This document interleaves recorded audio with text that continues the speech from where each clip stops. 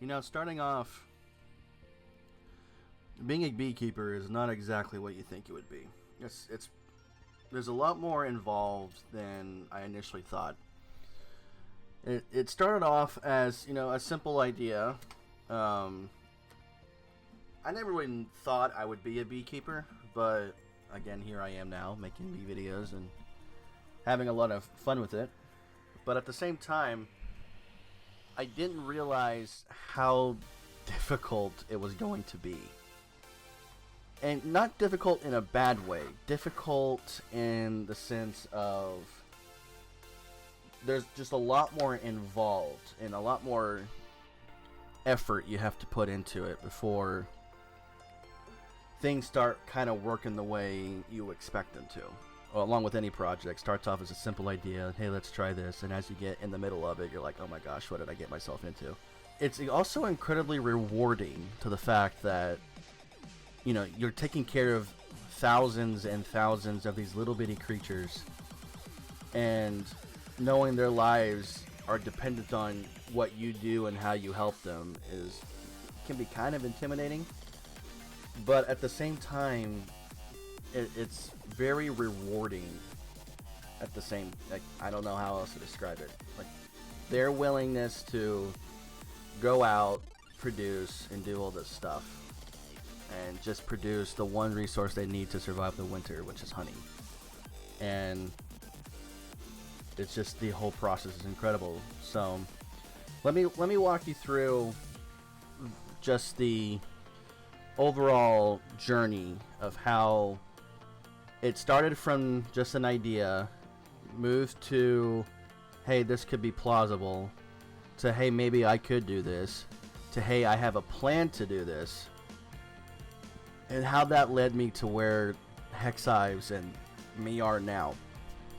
So again, 10 years ago, I looked up how to be a beekeeper or how do bees work, and it started off, hey, bees need a certain amount of accommodation. You can collect so much honey based on where you live.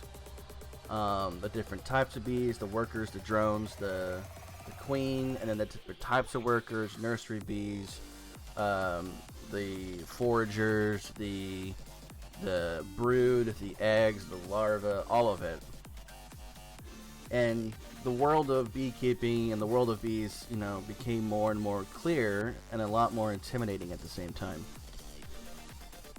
Then fast forward to me graduating from Oklahoma State with my final project using 3D printing for most of its thing. I got a really good idea and a really good itch to create things. It was almost intoxicating. I didn't even know I had it, but I just knew the idea of creating a design and then seeing it made and then using that model.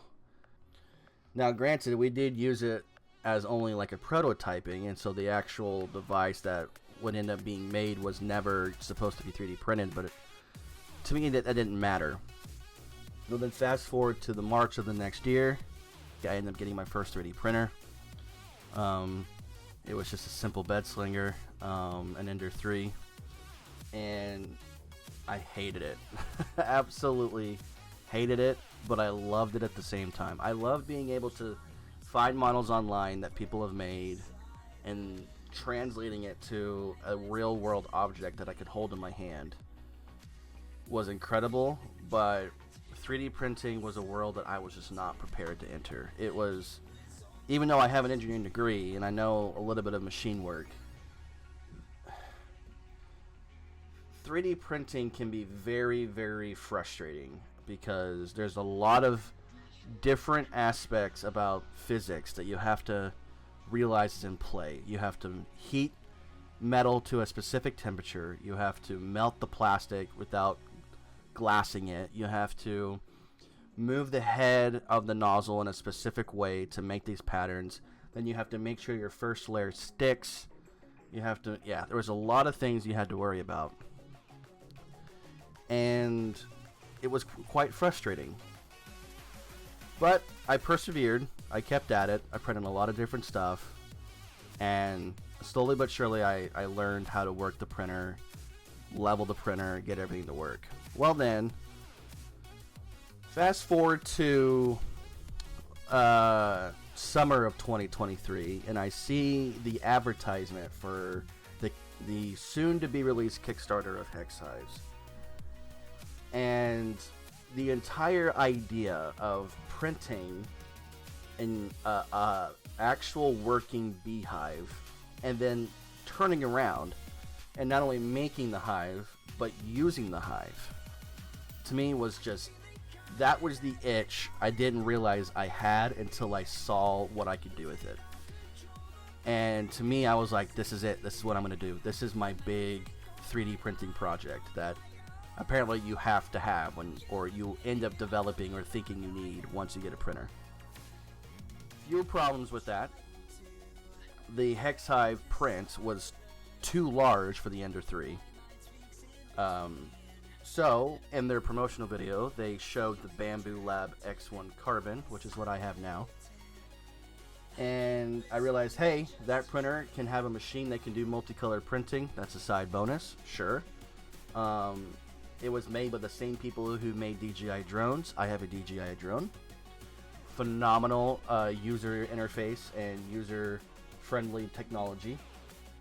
And so I was like, you know what? I normally don't buy expensive stuff for myself, especially in the $1,000 ranges, but this time I was like, you know what, if I'm going to actually do this beekeeping stuff, I'm going to bite the bullet. So I bought the bullet, got the printer, took me a long time to pay that off, and I think it was one of the best decisions I ever made. I now have over 3,700 hours on this printer, and I haven't even owned it a year. I got it in September. The Kickstarter went live later that month, I believe. No, in October. Yeah, so got the printer in September. Kickstarter went live, I believe, in October of 2023. I put a deposit down, super excited. Kickstarter went live, got my STO files in November, and I was so excited. I pre-bought like 15 rolls of PETG filament, because that's what they recommended we use. And Bamboo Lab has their specific PETG filament that's designed for the printer. I got the stuff, got the models, got it loaded onto my computer. My crappy computer I should probably fix and get a new one. Again, that's just another expensive thing I don't have money for. I hit print with the cubic infill 25% because that creates good insulation. And complete and utter failure. It was a disaster. My heart sank.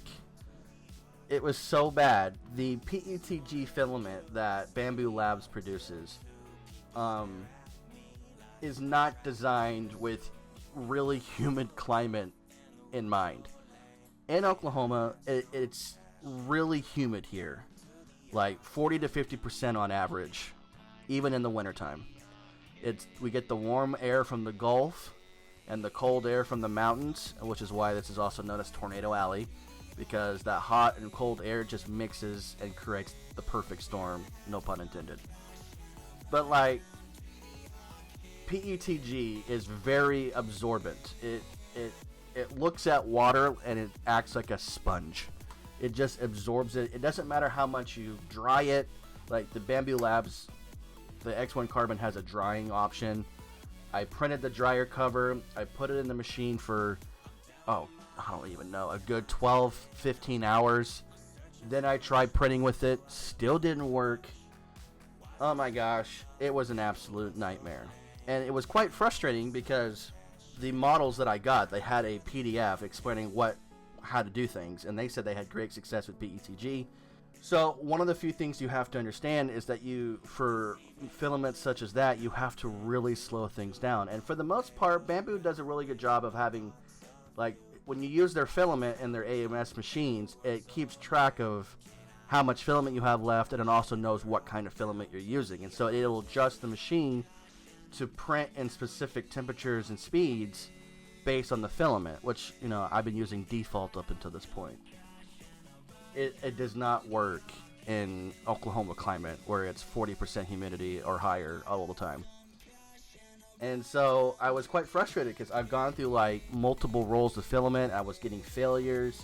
And so after weeks of research, again, weeks, like it took me like 2 weeks to figure out, and I was to find the right setting for the Bamboo Lab PETG filament. And as a last ditch Hail Mary, because at this point I wasn't even going to go through with the Hex Hive. I was just going to stick to box hives and call it good. Despite all the money I spent on the printer and everything, I was that distraught. I tried the settings, and then I hit print, and it worked. Oh my lord, it worked. And it took the printing time from 18 hours to 22 hours, I believe, 22 to 23 hours. And for the second and higher stories, it's 26 hours to print this, which I'm not unfamiliar with, and the Ender 3 printer was much slower, so I was already used to 24-hour prints.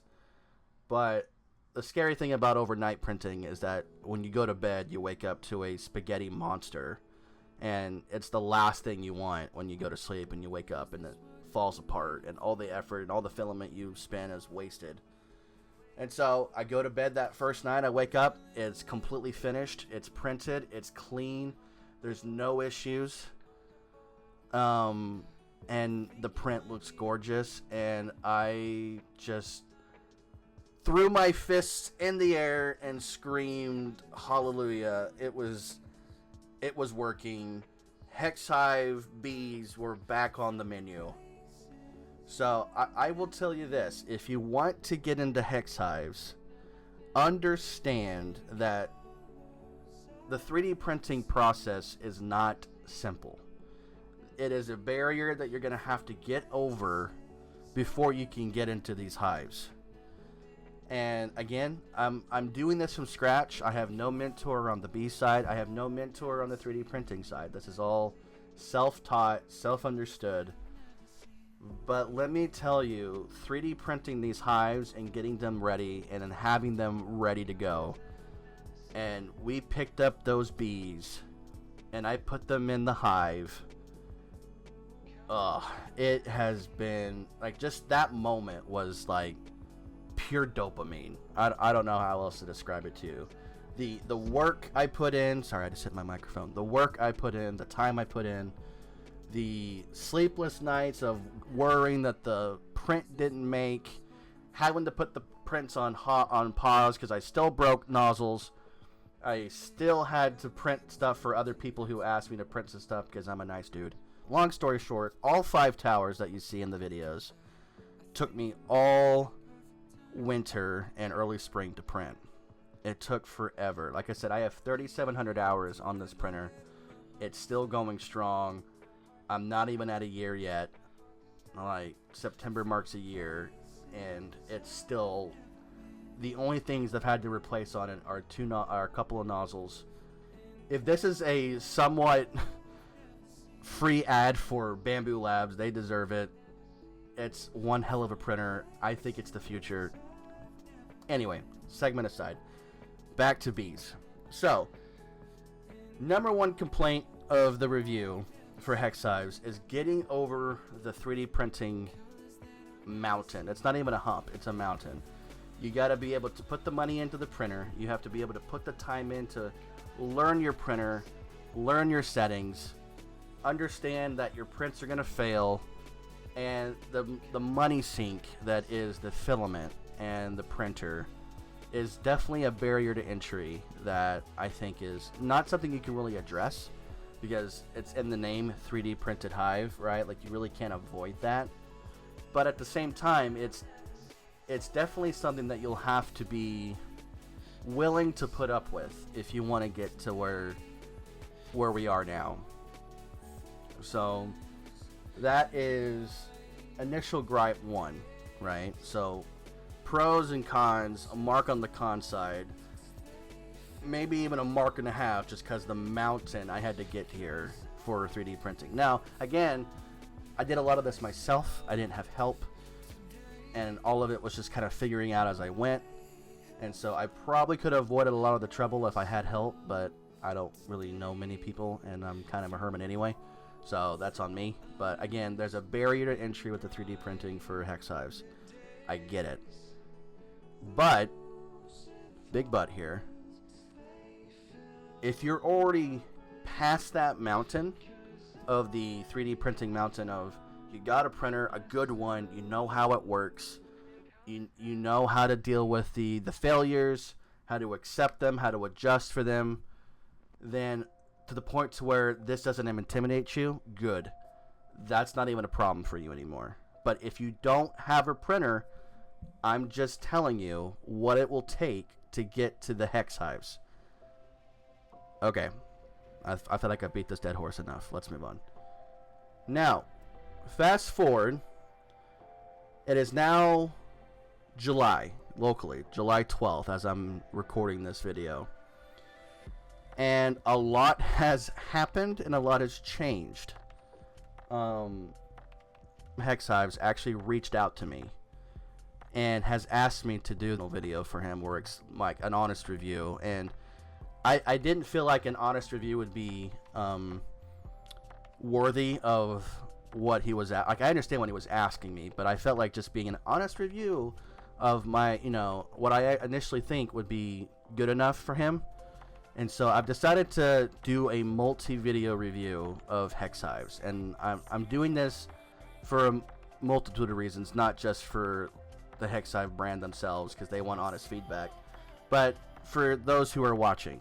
Again, I have no bee mentor, I have no 3D printing mentor, right? I just have my degree and I have my family, and my stubbornness is pretty much what I have. So me and my mother decided to do this, and honestly, a lot of my family has helped, but the ones that I've really been spearheading this is my mother and me. My wife has been a tremendous help, and my younger sister has been a tremendous help. But in terms of opening the hives, getting the colonies, taking care of them, it's mostly me and my mother. A lot of the editing and all the editing of the videos is also me, and all the recording you see is actually my wife. She's phenomenal. She's absolutely terrified of bees and bugs, but she has been a trooper despite it all. She gets those close-up shots you see. She gets all the good views, the sun lighting angle just right. Even though she's been stung a few times and it hurts her to no end and it hurts me to no end knowing that I'm putting her through this. She is the best wife ever. Anyway, best wife segment aside and best mother segment aside. Like, we were all first timers and we're all just kind of winging it. And we've had some support and we've had some negative Nancy's come through the woodworks. Some people were all for it. Some people were against the idea. Some people were concerned about the airflow of the hive. They were worried about the temperature of the hive because there's lack of airflow, and then the sun beating down on the plastic. And bees don't like plastic is like the big thing you see online nowadays, and the big concern a lot of people have. And in fact, in our Langstroth hive, we have plastic foundations that we're using for our frames that we have inside the Langstroth brood box, and they do not like the plastic frames. And so there's some truth to that thought process that bees and plastic don't mix, because we see it. They don't like the plastic frames. They draw weird comb out on it. They just they tend to just avoid it if possible. However, that being said, I think that there's an exception to this rule. When the only thing you have around you is plastic, the bees don't really care. In fact, I'm here to tell you that part 1 of my Hex Hive review, which is mid-season, mid-summer, harvesting in September, mid-summer review, year 1 of not only beekeeping but of Hex Hives. As of right now, I am confident to say that the bees prefer the Hex Hives. They prefer the 3D printed hive over the wooden hive, to a point to where it's not even a contest. It's incredible to see that my wooden hive, the Langstroth hive, the go-to hive of 99% of all beekeepers, both locally and internationally, the wooden hive has what's been used for hundreds of years is doing poorly compared to a recently edition 3D printed food safe plastic that looks like a highlighter. It's weird. And again, this is a first year review, and I'm only telling you what I see because, I mean, that's all I know is what I see. And I mean, I see other people have success with the Langstroth Hive. This is not a dump on Langstroth. They work, otherwise people wouldn't use them.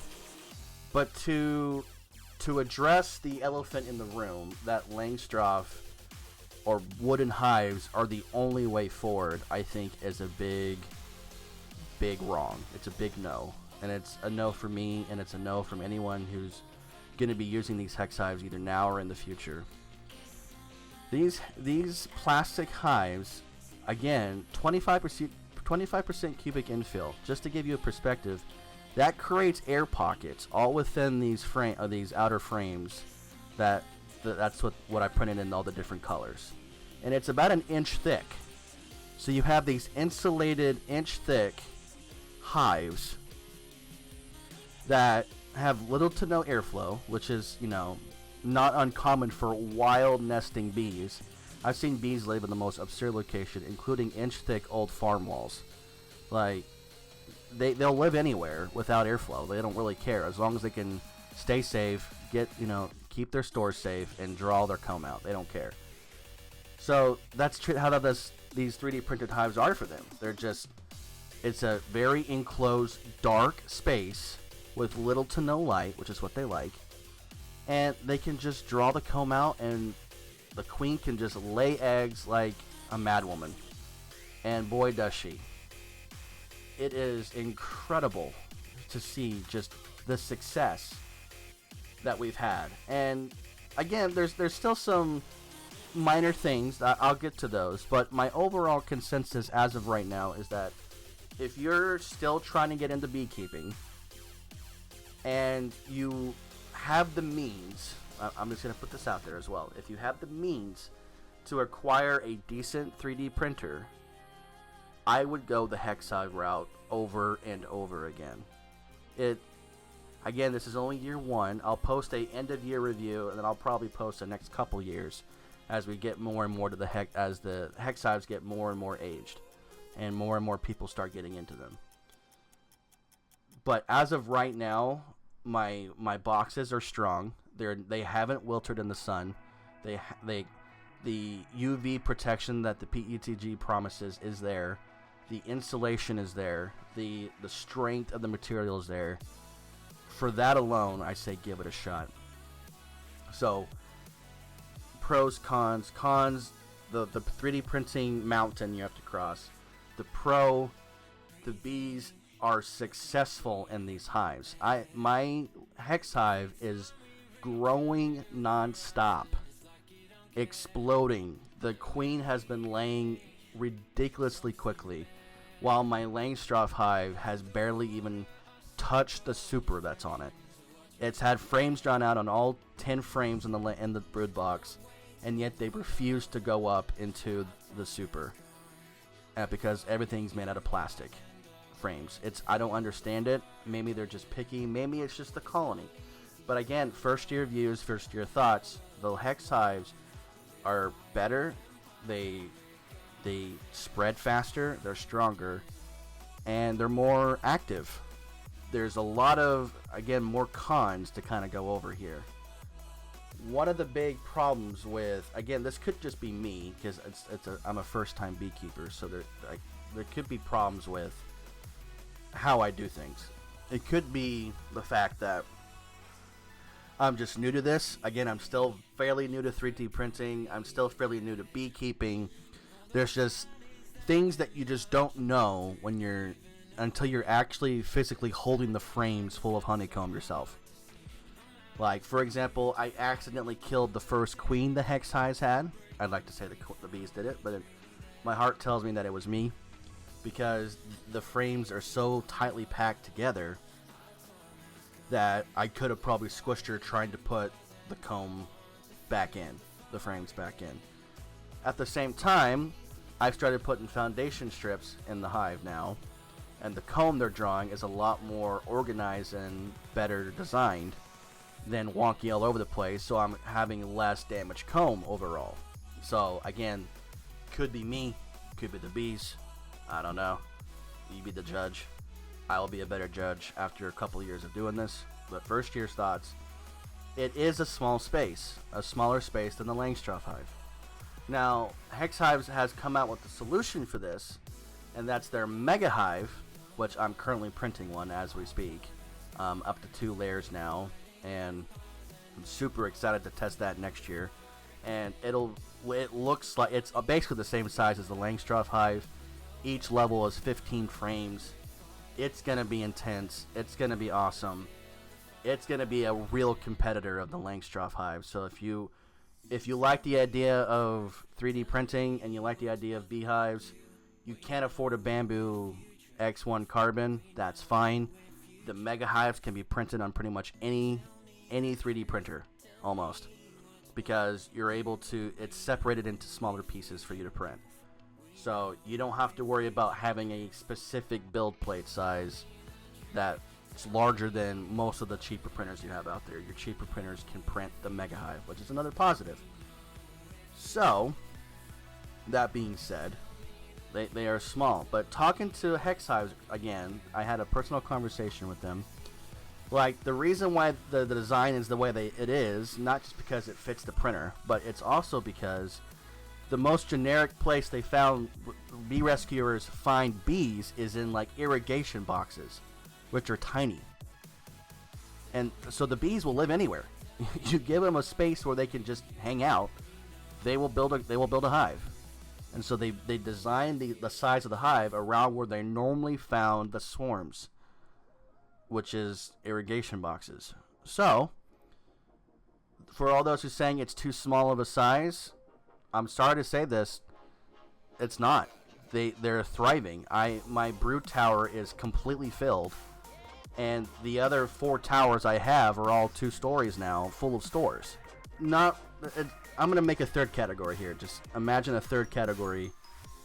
You know, pro, con, me problem, user error, like size of the hive, user error, right? Like it's user preference. Like if you're willing to put foundation strips in, or foundation, the actual Hex Hives are designed for you can cut down the foundation wax molds or even the plastic ones and slide them in, like, so the bees can draw flat and correctly. I just didn't do it because I don't know what I thought. I was young and stupid. The Hex Hives themselves, the design is modular. You can grow the hive, you can spread the hive both horizontally and vertically. That was one of the big things that drew me to it. Was it's not just one tower that you make it 7 or 8 stories tall like you do with Langstroth hives. You build them up and then you connect at the bases and have them spread around. Bees will do that anyway. They'll utilize every little bit of space that they find and that they have access to. And they do try to stick to an oval shape for their nest, which is why the brood tower, instead of it being along the bottoms like I initially hoped, it's in one tower specifically. But that's okay. It's not a problem. I'm willing to work with the bees and how they want to do their brooding. So as long as they make the honey and they're not dying and they're doing fine, I don't really care. Again, this is a new year, new perspective. The bees are drawing out fine. They're doing great. They're growing and they're doing wonderfully. Now, we did have to make some adjustments due to the way the hive is designed. So adjustments number 1 is that I did have to take their queen excluder that they came with and fill the holes completely to make my own makeshift crown board. The reason for this is because I still didn't know how these bees were going to react. Are they going to stay in one tower or spread the brood out to all towers? They decided to stick to the blue tower, and then they drew comb all the way into the lid, which I don't want that. I want the comb to be organized and in frames so I can take them out, look at them, and for honey, I want to be able to take them out, get the honey out, and put it back, right? Like, that's just how I thought. but they grew into the tower. Well, Langstroth has a solution for this. It's called the crown board. So I made my own makeshift crown board that doesn't come with Hex Hives. So you can put a little con here, but also in user error, right? Because, like, again, it was probably my fault instead of the bee's fault. They're just trying to maximize what they have, and you kind of have to guide them around. But they'll stick to an area, fill it first, and then move. So that's a me error, not really a bee error, but you can you can fix the bee error by not being a user error and also preventing them by using a crown board, which is what I used. That the bees will not shift towers on their own. This is something that, again, was not explained, so it could be a con, but it also falls onto me for not understanding bee nature specifically. So what I ended up having to do was I had to cut the comb out, which was full of stores, which hurt my soul. And then I had to make those crown boards, extend the brood tower, and then shift some of the brood to the other towers, which is what we ended up doing. And so when the bees were born, they would find their way back into the nest and help draw the brood out. But they also realized that there was fully drawn out comb in other towers. After doing that, the bees started putting stores in the drawn out comb that was in the other towers. And now what we've seen within the last month or so is they're drawing new comb in these other towers. So we have taught the bees they have access to all of this space that they didn't realize they initially had. So, again, you can make it a con or a user error or half a point to each. Doesn't really matter. I don't even know how else to explain it. It's not really a negative thing. Luke wants an honest response from me, and he wants me to give all the negatives I can think of. But all the negatives I have are because I want to say they're my problems and not because of the hive problem. For those who are experienced in beekeeping, you may view it as a hive problem. So I'm putting it out there as user/con, right? The bees will not shift towers unless you show them that the towers exist. That's out there, okay? A lot of babying of this tower, a lot of babying of this hive, a lot of babying of this colony.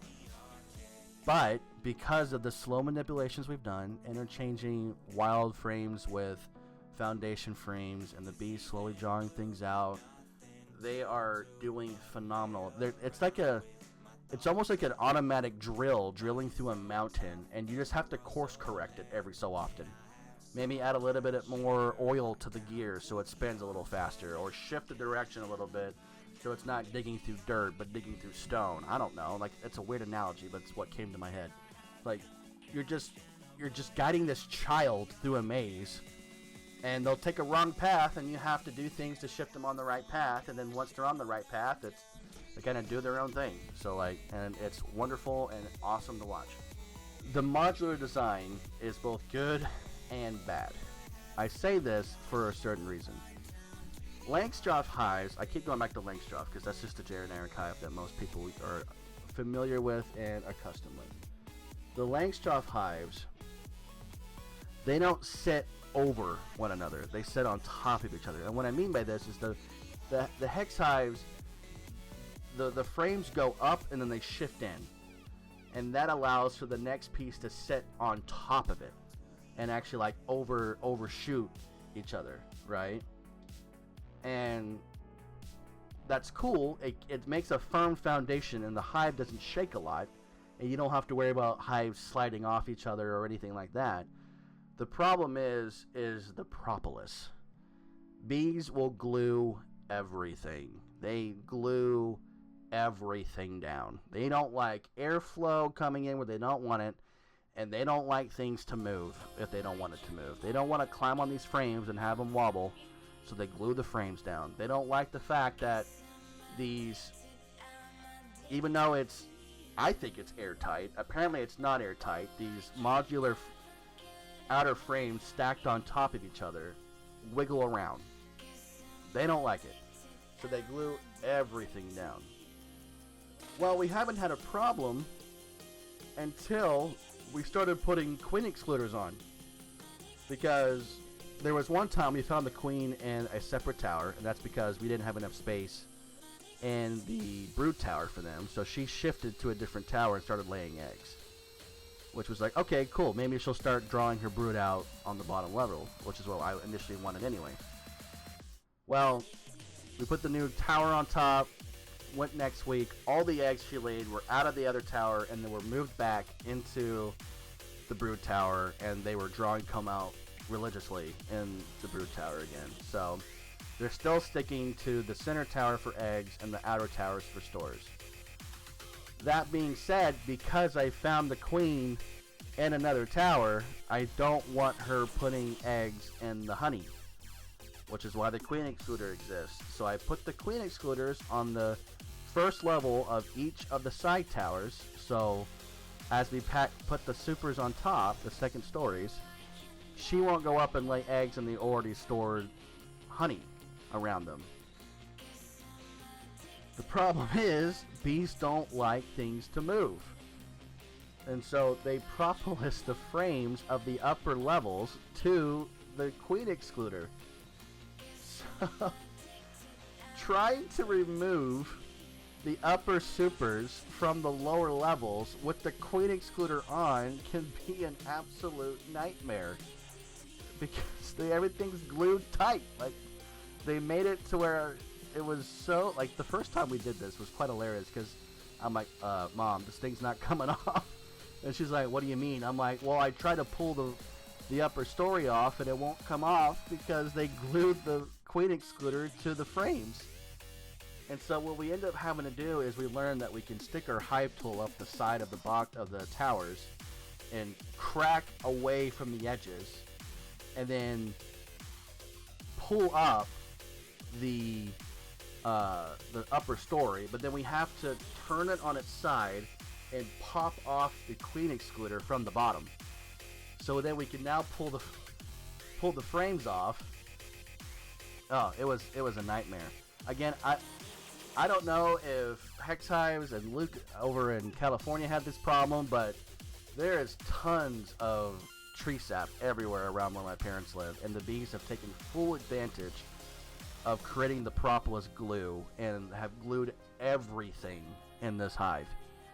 And it is a sticky nightmare in this hive. Like, again, it's honeybees. You expect things to be sticky and annoying, but compared to the Langstroth hive to the Hex Hive, the sheer amount of propolis that is in this Hex Hive is ridiculous. And again, chuck it up. It could be a bee error, it could be a user error, or it could be a design flaw. I don't know. I want to say this is more of a design flaw. I really do. Because I just don't think they realized when they made the design that the bees would glue the queen excluder to the upper frames. I don't think that was initially thought would happen. Luke told me himself he didn't think that the bees would even live in the lid. That was a new experience. So, like, user error or bee error or design flaw, I don't know. We'll mark it as user/con again, because that's probably more of a con, probably more of a flaw. You have to be willing to work around the propolis a lot more. I will say that. But it does create a stronger hive, and the bees are willing to, like, really hold their stuff down. So that's a positive if you want to look at it, or it could be a negative based on what you want. We didn't get to have a hive opening, so now it's been 2 weeks since I've looked in this hive. I'm both excited and terrified because I've had to do a lot of manipulations and to prevent swarming, because these bees, again, it's a whole new hive, whole new experience, trying to figure things out. But at the same time, I'm also excited because it's been 2 weeks. I haven't opened them up and shown them the outside world and let them just do their thing for 2 weeks. So are they going to have some bad comb drawn out? Are they going to have some good comb drawn out? I don't know. I'm excited to see. I'm really excited to see how many stores they have. We're constantly feeding them sugar water because it's still a new colony. We're constantly feeding them both hives, actually, not just the Hex Hive, but both the Langstroth and Hex Hive. I'm excited to see both of them. I hope my Langstroth hive is finally spread to its super. I'm excited to see the Hex Hive and what they've up to. But my overall thoughts. There are some things you have to be willing to consider and evaluate with the Hex Hives. It's not a foolproof system. And again, that's what makes the Langstroth Hive so attractive, is because it's simple. You get the bees, you put them in there, they do their thing. You do very little manipulations if you want, and you get honey. It's one of the main reasons why people love the flow hive. It's because it's literally, you just turn a key, you get the honey, you call it good. That's a whole different can of worms, but at the same time, bees are just a lot of work, and if you want to put a lot of work into them to get them to grow your first year, which you should do anyway, in my opinion, it's a hive to go with. And with the mega hives, I'm even more excited because now it's a direct competitor to the Langstroth, and I'm excited to see how well my mega hive will do this following spring. But I think that pretty much covers it. My thoughts, my initial review: yes, no, no, yes. If you want me to give you a definitive answer, yes or no, because some people are about that. If you want a definitive yes or a definitive no, my definitive answer is yes. Go with the Hex Hives. Give it a shot. The worst thing that you could do about it is that you printed hives you didn't like, and you can just give them to somebody else, or you can throw them away, right? The downside is, if you don't like, and that's probably more of a downside, right? Like, you don't like the hives, and it's a lot of money wasted. But the thing is, it's like these hives, like, it's been out in the summer sun all day, every day from the start of the season until now, and they have not shown any sign of aging, any sign of sun fading or sun brittleness.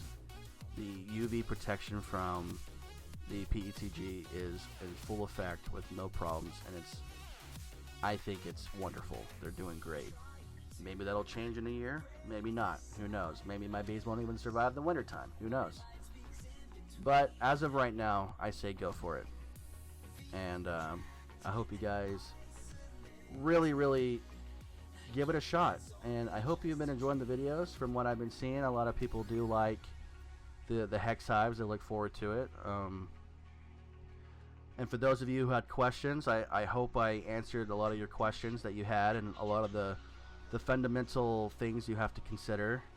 And I didn't go over all of them, like location and how we covered the hives as well, because the sun was just too hot, and the hives are too well insulated, so the bees kept bringing in warmer bees as they foraged, and so they were bearding a lot more. So we end up covering the hives, and that's helped them a lot. But again, that's more of a, people say to put their hives near trees or in shade, and we didn't. We put them in the open. So again, that's on me. But like, if you live in Arizona, the bees are out in the open anyway. So again, to each their own. But as a first-year beekeeper and a first year with Hex Hives, it's got a thumbs up for me. It's phenomenal, and I hope you all view that as well.